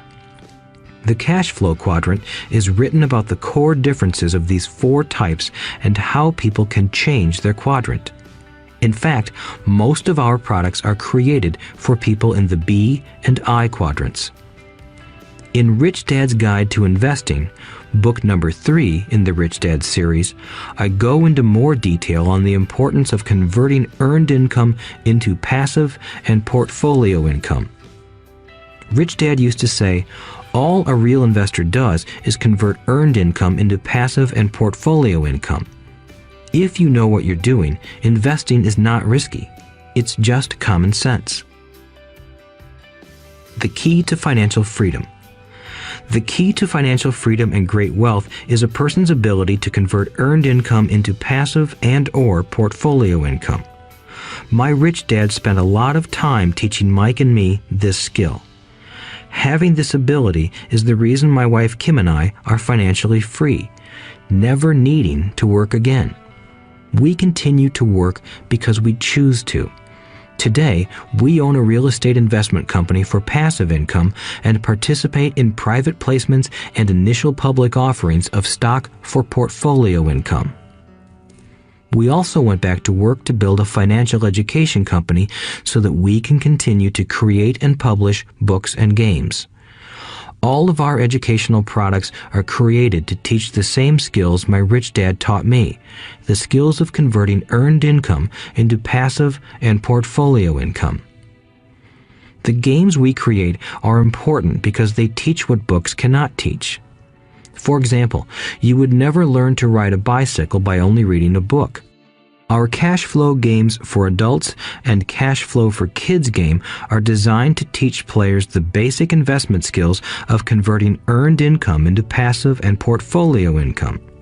They also teach the principles of accounting and financial literacy. These games are the only educational products in the world that teach people all of these skills simultaneously. Cash Flow 202 is the advanced version of Cash Flow 101 and requires the game board from 101 as well as a full understanding of 101 before it can be played. Cash Flow 101 and Cash Flow for Kids teach the principles of fundamental investing. Cash Flow 202 teaches the principles of technical investing. Technical investing involves advanced trading techniques such as short selling, call options, put options, and straddles. A person who understands these advanced techniques is able to make money when the market goes up, as well as when the market comes down. As my rich dad would say, a real investor makes money in an up market and a down market. That is why they make so much money. One of the reasons they make more money is simply because they have more self-confidence. Rich Dad would say they have more self-confidence because they are less afraid of losing. In other words, the average investor does not make as much money because they are so afraid of losing money. The average investor does not know how to protect themselves from losses, and that is what Cash Flow 202 teaches. Average investors think investing is risky because they have not been formally trained to be professional investors. As Warren Buffett, America's richest investor, says, risk comes from not knowing what you're doing. My board games teach the simple basics of fundamental investing and technical investing while people are having fun. I occasionally hear someone say, "Your educational games are expensive," which poses the question of ROI, the return on investment, or the value returned for the price paid. I nod my head and reply, yes, they may be expensive, especially when compared to entertainment board games. But my games are not as expensive as a college education, working hard all your life for earned income, paying excessive taxes, and then living in terror of losing all of your money in the investment markets. When someone walks away mumbling about the price, I can hear my rich dad saying, "If you want to be rich, you must know what kind of income to work hard for, how to keep it, and how to protect it from loss. That is the key to great wealth." Rich Dad would also say, if you do not understand the differences in those three incomes and do not learn the skills on how to acquire and protect those incomes, you will probably spend your life earning less than you could and working harder than you should. My poor dad thought a good education, a good job, and years of hard work were all you needed to be successful. My rich dad also thought a good education was important. But to him, it was also important that Mike and I know the differences in the three incomes and what kind of income to work hard for. To him, that was basic financial education.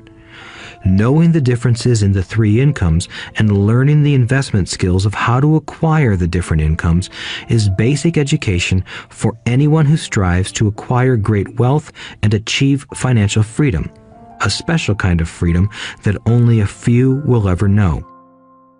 As Rich Dad states in lesson number 1, the rich do not work for money. They know how to have money work hard for them.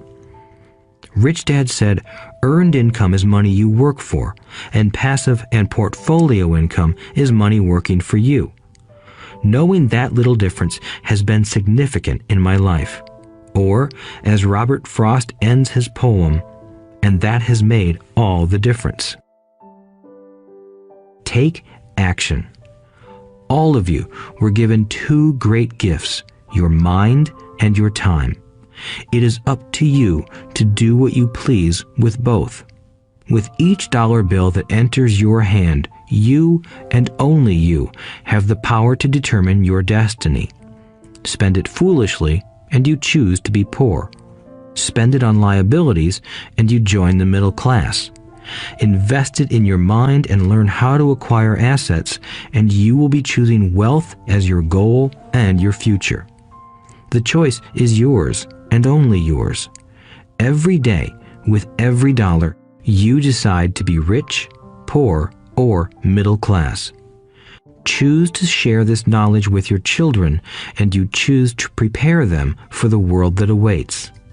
No one else will.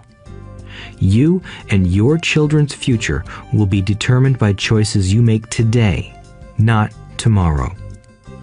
I wish you great wealth and much happiness with this fabulous gift called life. Robert Kiyosaki.